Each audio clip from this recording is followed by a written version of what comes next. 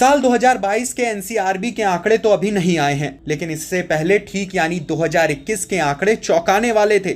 NCRB यानी national crime records bureau के 2021 के आंकड़ों को देखें तो देश में बिहार अपहरण मामलों में तीसरे नंबर पर था। 2021 में अपहरण के 10,925 केस रिकॉर्ड हुए थे, लेकिन 2020 के आंकड़ों के साथ तुलना की जाए तो बिहार ने क्राइम में उन्नति की है। 2020 में चौथे स्थान पर था और अब तीसरे पर। खैर, ये तो रही आंकड़ों की बात, हकीकत इससे कम नहीं है। अखबार भी अपराध की खबरों से भरे पड़े हैं। गुलजार की कविता की एक पंक्ति है कि रोज सुबह अखबार मेरे घर खून में लथपथ आता है। अगर बिहार के अखबार देखे जाएं तो स्थिति इससे कम नहीं है। 1990 में लालू प्रसाद यादव बिहार के मुख्यमंत्री बने। यह वह दौर था जब बिहार में लगातार बाहुबलियों का उभार हुआ। दिन दोपहरी में घरों से निकलकर लोगों की हत्या कर दी जाती थी। और आज जब महागठबंधन की सरकार को 10 महीने पूरे हो गए हैं तो लालू के राज में अपराध जहां तक पहुंचा था, बेटे के राज में अपराध उससे कई गुना आगे पहुंच गया है। सरल भाषा में कहें तो पिता ने जो बोया है, बेटा उससे भी ज्यादा वही बो रहा है।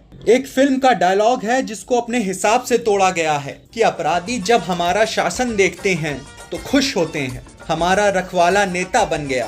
फिल्म का नाम भी सुनते जाएं। फिल्म का नाम है बाप नंबरी बेटा 10 नंबरी।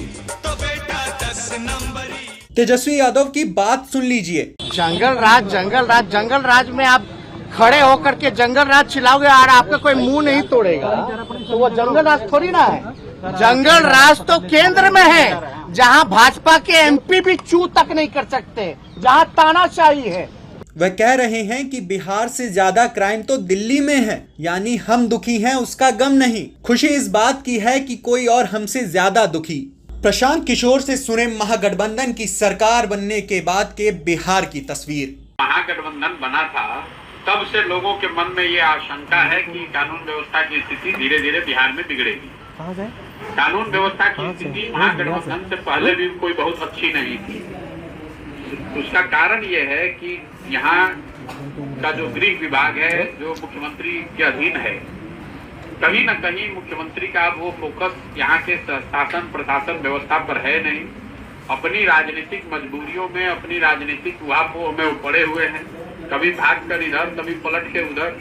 तो जब आपका पूरा समय इस पर लगा हुआ है कि कौन सा राजनीतिक जोड़ बनाएं, किसको जोड़े, किसको हटाएं, कैसे सरकार बचाएं, कैसे कुर्सी बचाएं, तो आपके पास समय कहाँ है कि आप कानून व्यवस्था देखिएगा। दूसरी वजह कानून व्यवस्था बिगड़ने की है शराबबंदी का कानून।